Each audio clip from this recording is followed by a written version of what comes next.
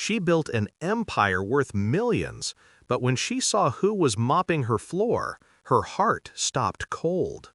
The man she once loved, now just another janitor in her building. In a world obsessed with money, power, and image, she thought she had it all. But fate has a way of bringing the past right back to your doorstep, especially when you least expect it. This is the story of Olivia and Marcus, a story of love, regret, and rediscovery. The night city lights shimmered against the glass towers of Harrington Industries. Inside the building, silence hung heavy except for the sound of heels clicking across the marble floor. Olivia Harrington, 32, a self-made millionaire, walked through the corridor of her empire, confident, elegant, and completely unaware that tonight would change everything she thought she knew about love. She had built a life out of control, every second planned, every smile rehearsed. People respected her, feared her even. But deep down, behind that perfect posture and expensive perfume, was a woman who had long forgotten how it felt to simply be seen. That morning she came in earlier than usual. The janitors were still finishing their night shifts. She passed by one quietly mopping the floor near her office. Normally, she wouldn't notice, but something made her stop. The man's posture, the way his hand moved the mop, slow, steady, careful, felt oddly familiar. She turned, eyes narrowing. And then her heart froze. The man looked up, and in that instant, the years between them disappeared. His face was older, rougher, but unmistakable. Marcus Reed. The boy who once held her hand on a park bench under the summer stars. The boy she used to dream about before the world told her she couldn't. He blinked, surprised, but his expression stayed calm. "Morning, ma'am," he said simply, eyes dropping again to the floor. Olivia opened her mouth but couldn't speak. All she managed was a quiet, trembling, "Marcus?"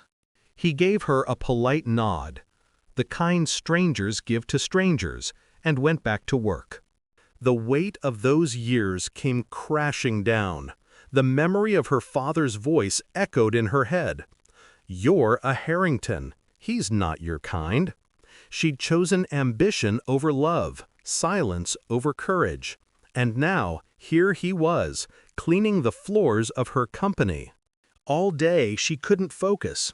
Every time she walked past that corridor, she caught a glimpse of him, wiping tables, carrying supplies, keeping to himself.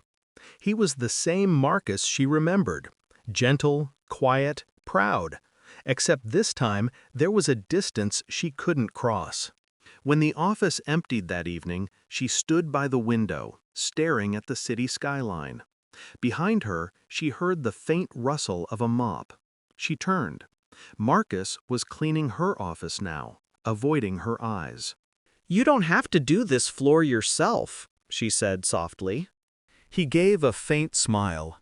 "Someone has to. Besides, I'm used to cleaning up after others." His words stung, but his tone wasn't bitter, just tired. She hesitated, then walked closer. "How have you been, Marcus?" He paused. "Alive. That's more than enough." She searched his face for the boy she used to know, the one who made her laugh so hard she'd forget her name. But now his eyes carried a kind of calm pain, the kind that only comes from being hurt by life, or by love. "I never wanted it to end the way it did," she said quietly. He set the mop aside, meeting her gaze. "We were kids, Olivia. You did what you thought you had to do." "But I left you," she whispered, "when my father—" "Told you I wasn't good enough," he finished for her. His tone was flat, not cruel, just honest. "You made your choice, I made mine." The silence that followed was thick. The hum of the city outside felt distant. "Finally," she said, "you could have been anything, Marcus." He smiled faintly. "I am something. I'm a man who works hard, who doesn't quit. I may not wear a suit, but I still have pride." She looked down, ashamed, yet strangely relieved to hear his voice again. He picked up his bucket and started to leave. But before walking out, he stopped at the door. "You know," he said softly, "you're still the same, still looking for what money can't buy." The words hit harder than she expected. When he was gone, she stood there for a long time, feeling something she hadn't in years, small, human, and heartbreakingly real. The next morning, Olivia called a meeting.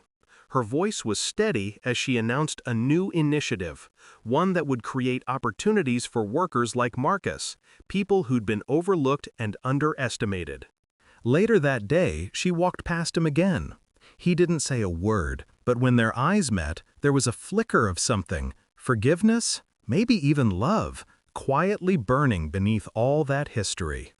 And as he walked away, she realized something she'd forgotten long ago. That no matter how far she'd climbed, the best part of her life was the one she'd left behind. Sometimes, life doesn't give you second chances, it hands you mirrors. And when Olivia looked into his eyes again, she saw not a janitor, but the man who once taught her what love truly meant. Because real love never fades, it just waits.